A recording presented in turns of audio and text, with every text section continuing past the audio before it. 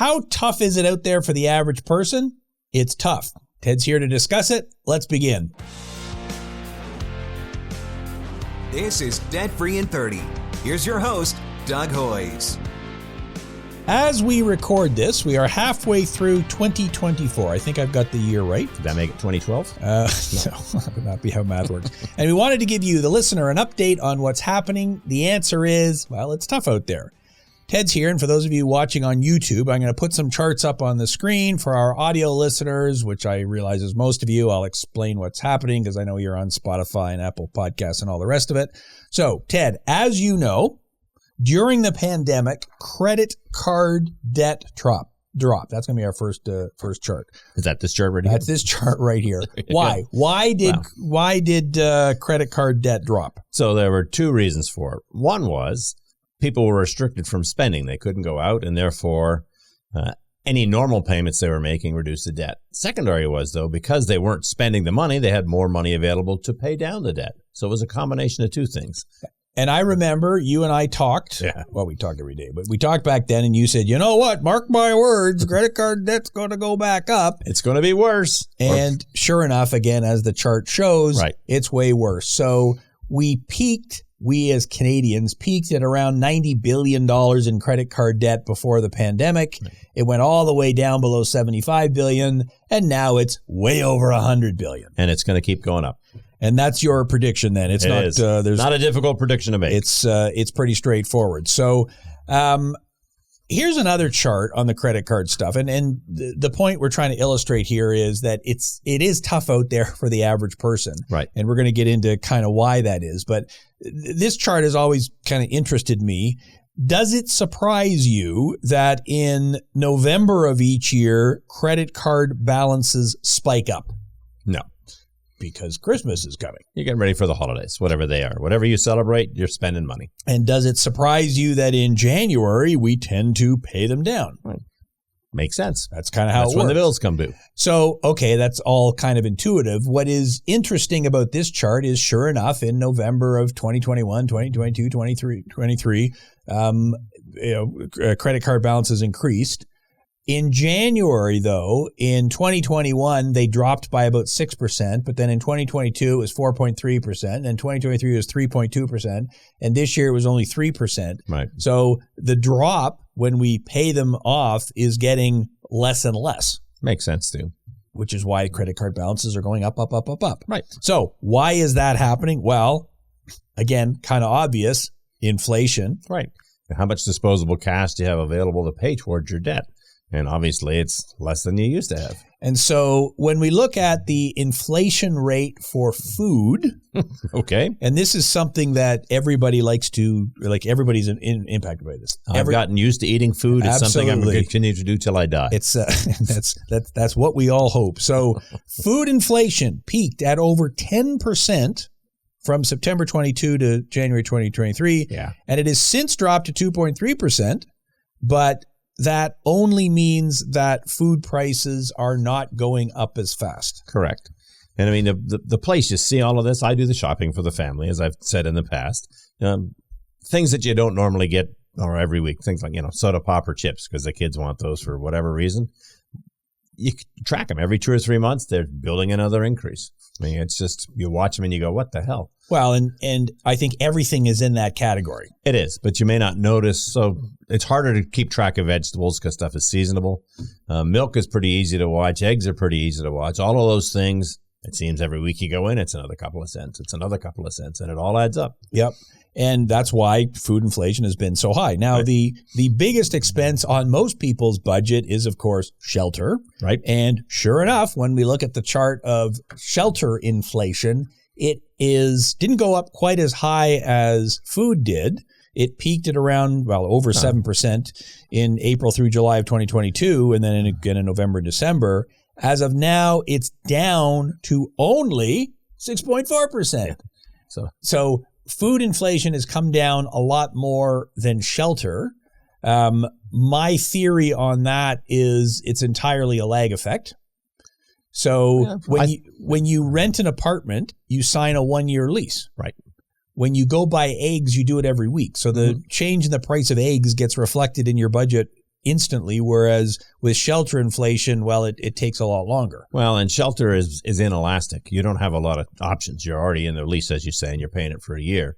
You can decide not to buy the 18-pack of eggs. You're going to get 12 this week, or 6. You're going to buy 1 liter of milk instead of 3. Right. Instead of the organic ones, I'm going to buy the whatever the opposite is. You can't pay 3 weeks rent and then moving a car for a week. Yeah. That's it just doesn't work. So you're right. I think it's inelastic, and it's there's a big time lag to it. Are we using more nomenclature now? I think we are. So we're going to get comments. Stop using the nomenclature. Don't use the big words. Okay, we will stop using the big words. Right. Okay, so this is all fascinating. Thank you very much. So is there a correlation between all this stuff we spend money on, food inflation and so on, credit card balances, and the number of people who file insolvency? I bet you have a chart for this. I do. Let's go to the charts, everybody. And intuitively, what do you think, folks? If credit card debt goes up, insolvencies are likely to go up as well. Yeah, this is the most obvious chart there is. Right. And when you look at it, and the way I've done this chart is I lagged credit card balances by 1 month just to make it even more obvious. Right. But yeah, when credit card balances go up, insolvencies go up. Back during the pandemic, we talked about, insolvency or credit card balances went down, insolvencies went down. So now here's what's kind of interesting is that the number of insolvencies that are filed here in Ontario are higher now than they were before the pandemic. So that's this part of your graph for those of you that can see where my fingers are posing. At the far end. But they are still a lot lower than they were back in 2008, 2009. So the chart we're looking at, for those of you who are listening, is insolvencies going back to 1987. So this is a very long-term chart. Insolvencies up, up, up, up, up. They kind of peaked in Ontario in 2008, 2009, then came way down. They were trending upwards in 2019, came down, but we are now a lot higher than they were in 2019. If there hadn't been a pandemic, that dip in the graph wouldn't have existed. Exactly. Right. In April 2024, there were 4,532 consumer insolvencies in Ontario. Wow. Which is the highest monthly total since April 2008 and April 2011, when it was around 4,500 as well. The peaks, yeah. So we are back to where it was, in fact, slightly higher than where it was many, many years ago. So you expect these numbers to continue to increase? I do. Because that's just the way it goes. Well, and because inflation is still growing faster than people's incomes. I mean, your pay doesn't change overnight, but the cost of groceries certainly can. When you renew your lease, you're locked in for another year. Everything's just going up. Your pay isn't going up as fast. And okay, so we wanted to throw these numbers out there just to show where the world was at. Now I want to skip over and talk about real life then. Okay. So how is this impacting actual people? That's what I want to talk about. And obviously you talk to actual people every day, day after day after day. Right. We can see in the data, inflation's up, insolvencies are up. But what does this mean for actual people? So I'm going to throw out some things. You can comment on them. Tell me if I'm wrong. Okay. Tell me if you've seen something different. So let's start with shelter. Right. So we already showed the chart. Shelter inflation way up, which means you're paying more each month for rent or for your mortgage. Right. Most of our clients don't have a mortgage because they're renters. Mm-hmm. So what I'm seeing is that we are getting an increasing number of clients calling us, or prospective clients, meaning they haven't filed with us, right, who are saying, you know what, I am behind on my rent. Yes. Now, you and I have been doing this for like 30 years or whatever it's been, 25 years at Hoyes Michaelis. And in my 25 years here, pretty much everybody who comes in is up to date on their rent. Right, because the rent is the one thing you're going to pay every month because you want someplace to live. And it's an automatic thing, comes out of your account on the first of the month. And lots of people don't budget, but you got to pay the rent. Right. And so when someone says, yeah, I get paid every 2 weeks, so I know that the paycheck I get on the 27th, that one's going towards rent. Yeah. So you're right. Even if you don't budget, it's the biggest expense. You know when it's coming out. You're never behind with it. Right. And mortgages are the same. mortgages are more likely to be matched with your paycheck, which makes it even easier not to get behind on it. Right. So, number one, do you agree that we're seeing more people who come to see us who have rent arrears? Certainly. Right now, it's a big issue. And why do you think that is? Well, we talked about this a couple of minutes ago. So all of people's living expenses, the rent, their gas, their food, everything is increasing at a faster rate than their pay. And so something has to give. Rent is the last thing that people want to skip, but it's also the biggest single expense every month. And so, okay, I got to eat. I got to put gas in the car. I can't get to work. Okay, I'm going to be light a couple $100 of my rent. And if you're behind on your rent, then that means you're behind on everything. Right. I mean, that's a pretty good predictor for us. If you can't pay the rent, probably you're not making your minimum payments on any of your credit cards, unless the reason you're not paying your rent is because you're trying to pay your credit cards, and then we got to talk about your priorities. Yeah, and that would be unusual because most people, like you said, is like, well, I got to have a place to live. Like right. the two things that are non-negotiable, got to have a place to live and I got to eat. Yep. So when I get my paycheck, I'm going to the grocery store and buying food, and at the start of the month, I got to make sure I got money there for rent. If I had some money owing when I filed my taxes, how much of a priority is that to make sure that gets paid? Until Revenue Canada starts yelling at you, probably not a priority. Not a priority at all. Right. It's like, I'll get to it when I get to it. Until then, I don't care. Yep. So that's something you can kind of slough off. If I'm, a bit behind on my hydro, okay, well, are they going to shut my hydro off tomorrow?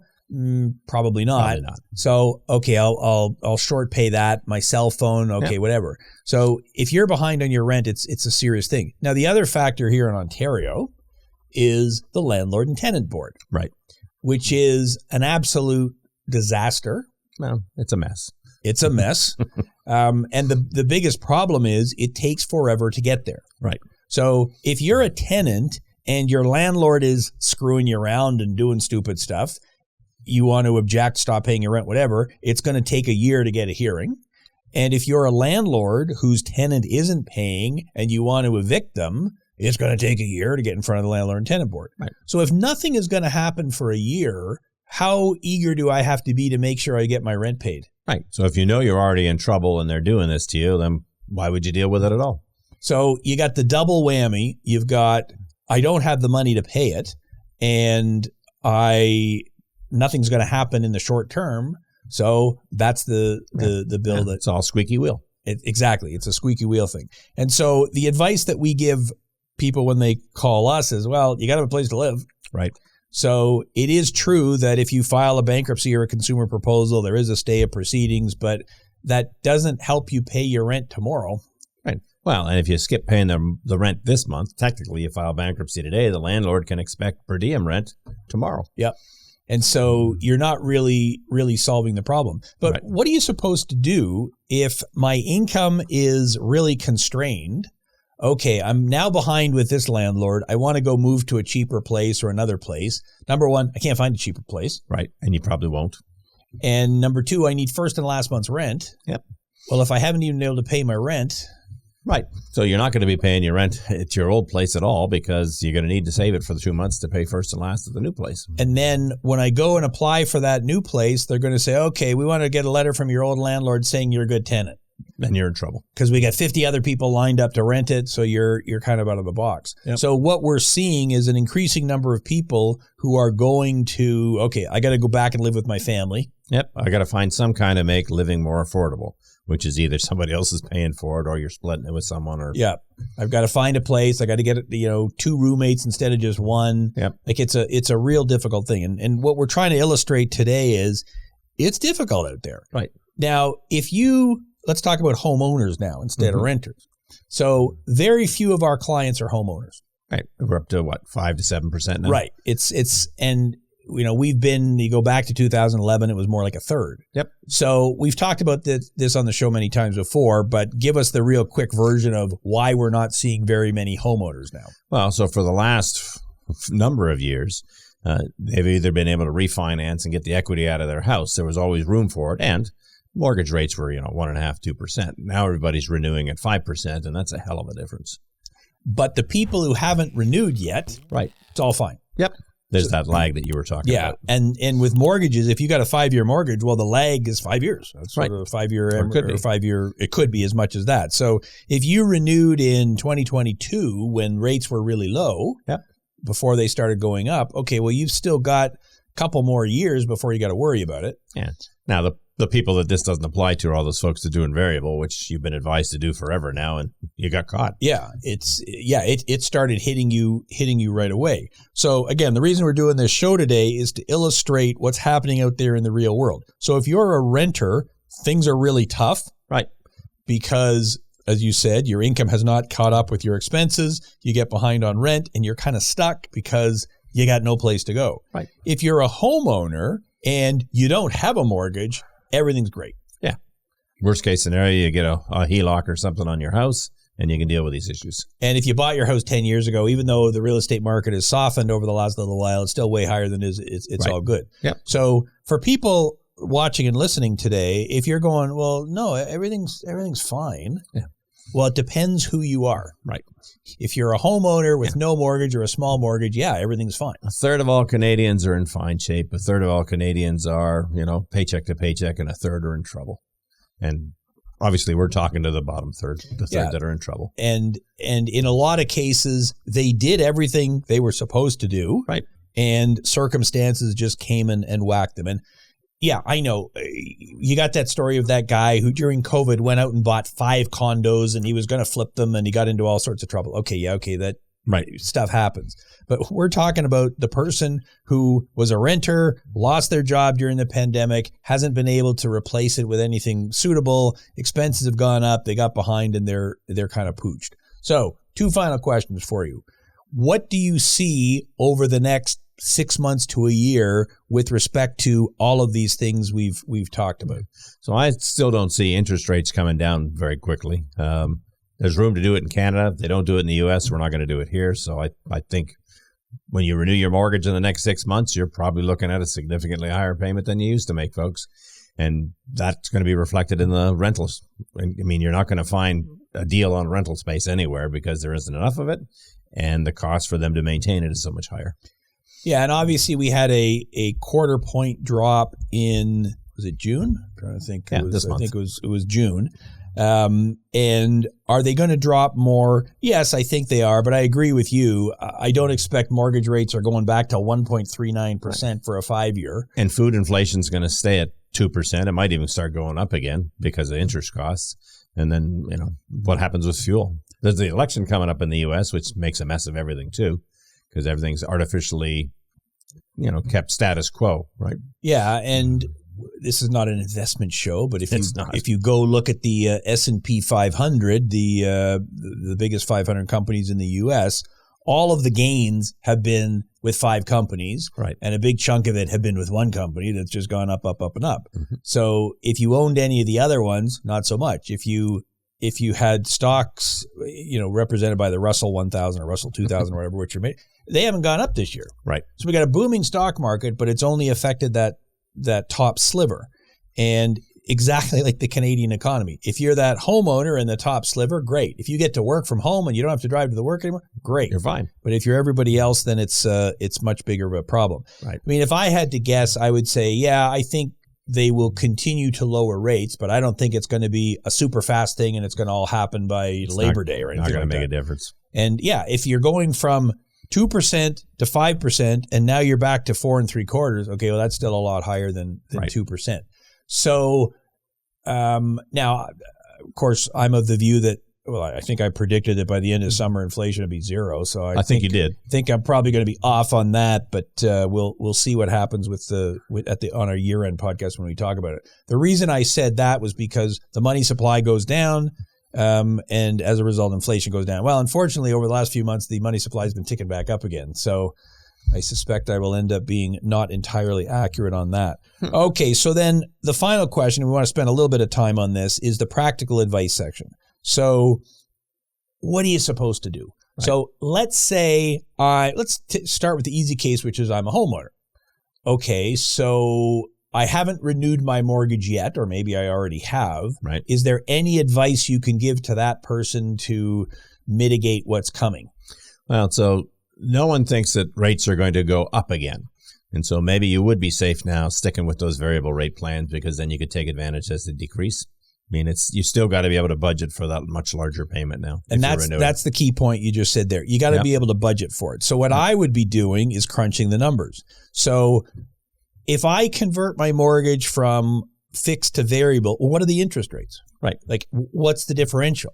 So am I paying a premium to go variable now? Am I paying a discount? What's going to happen? And you got to stress test it. So if interest rates move by this much, either way, what does that do? If my mortgage is coming up for renewal in 6 months, and I know that my mortgage payment is going to go up by $2,000, would you be thinking of selling now? Well, you should always be considering to sell when things are getting tight like this. So if you're finding yourself with excessive credit card debt and other forms of debt, and the mortgage is coming up, well, okay, if you sell when it renews, the penalty is significantly lower. But you got to live someplace. So that's the other side of this. Well, and this is my house. I got my spouse, my kids, my dog, my cat, my goldfish. Right. I'm not going to be able to find something that's the same as what I've got. But you should always, when you're looking at solutions for this sort of thing, you should always include that one, because you're going to look at all your options. Even if you say, nope, it's not worth the trouble, at least you considered it. Yeah, and you have to look at apples and apples. Right. So if I was to sell my house, could I find a place to rent? Well, of course you can find a place to rent. And what's it going to cost? What's it going to cost? Is it in the same school district? How's that all going to be? Right. And so if I'm paying or going to pay $4,000 a month on my mortgage, and I can find a place to rent for $4,000, well, from a cash flow point of view, I'm probably better off because I'm not paying property taxes and maintenance and all the rest of it. But then I'll never be able to get back into the housing market. Well, depending on what you take out of your house and what you do with it, maybe. It's possible, though, that when you sell your house, you actually put money in the bank. You might. Or at the very least, you clear up some debt. Which will improve your overall cash flow. So it's absolutely something to be considering. And it's difficult because we get it. It's your home. Kids grew up there, the whole bit. I mean, I'm still old school. I think there's advantages to owning homes. It makes you a better citizen. You're part of your community. I know you've always been home is not necessarily the best investment that you could possibly have.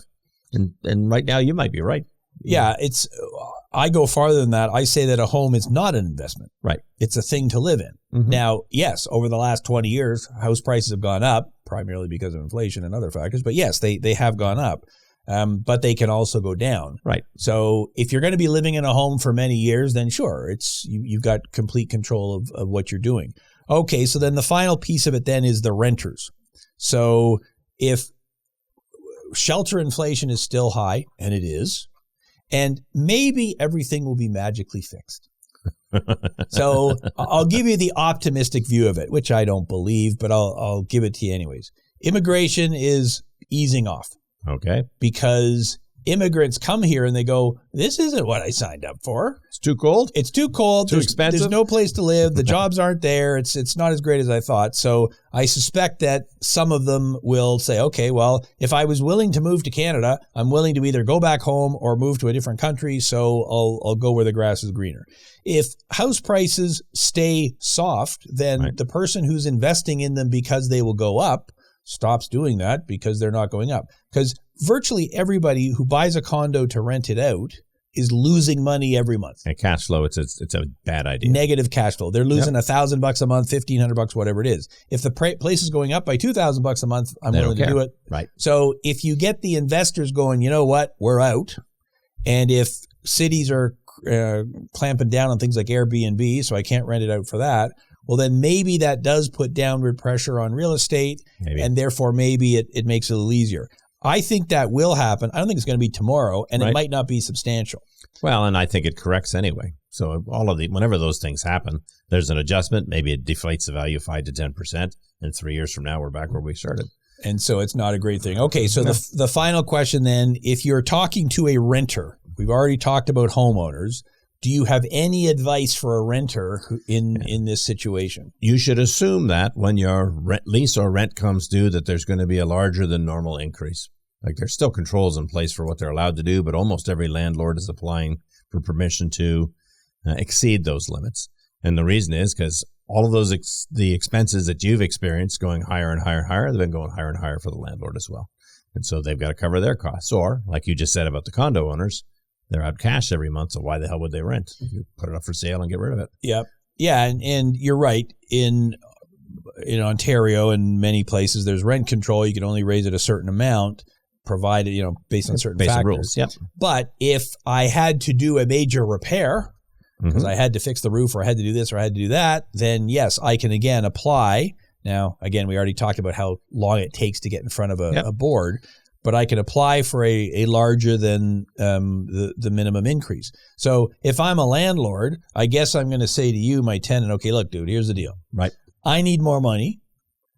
Are you willing to give me more money? You go, well, the rules say, I know what the rules say, but I can either raise your rent half as much as what I'd like to, or I can move my mother in here, in which case you're out. Here's your whatever the form's called. Right. And, whether I'm going to actually do it or not, well, I still boot you out. So what do you do as a tenant? It's like, well, I got a pretty good deal here, and I know that if I was to go to market rents, I would be paying a lot more.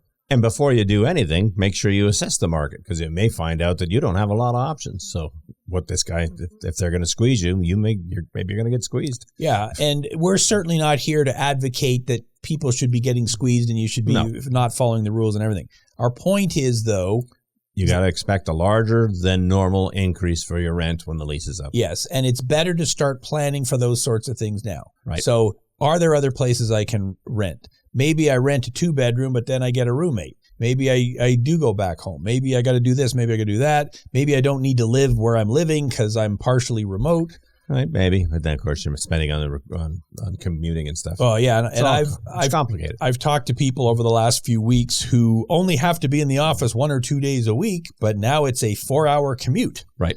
So it's cheaper, but when you add in the commuting costs, then it doesn't really make sense. So I think the wrap up to today's show is you got to look at the big picture. Right. We've shown that, things are tough out there. So if you are feeling that it's tough out there, you're right. It is. There's absolutely no doubt about that. Just about everybody. Yep. It's unless you're the super rich, you're paying more, and there's not going to be any immediate relief in sight.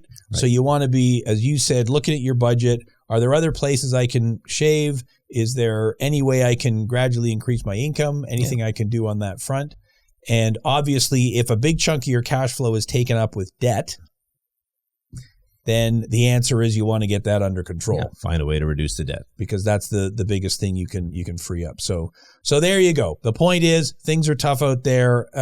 We don't think they're going to get any better anytime soon, but at least if you see that it's coming or think in advance, you don't want to get that letter from your landlord that, well, I'm selling the place and you got to find a new place. Right. You want to expect that something like that is going to happen. So any final comments on any of that? Some of this is self-fulfilling. Like if you have to cut back on all your discretionary spending because you're finding you're short for the rent or for the mortgage, well, so that's much more likely we'll go into a recession. And we haven't used that word yet this show. So yeah, and I'm of the view we're in one. But again, all the numbers we just looked at, how does that not look like a recession to anybody? But whatever. I'm not an economist. I just play one on this podcast. So so everyone, you got to do what you got to do. That's I think the summary of what we're talking about today. So that is our show for today. As I say every week, click all the buttons, click all the likes, all the notifications, whatever. We've got a lot of new viewers on YouTube recently, so thank you for checking us out. We will have a brand new show next week, and obviously we're also on all the audio platforms as well, Spotify, Apple Podcasts, and whatever. New show comes out every Saturday morning. That is our show for this week. I'm Doug Hoyes. Until next week, thanks for watching and listening. That was Debt Free in 30. 2906. There you go. Okay. Time for my 11 o'clock. I got 10 minutes.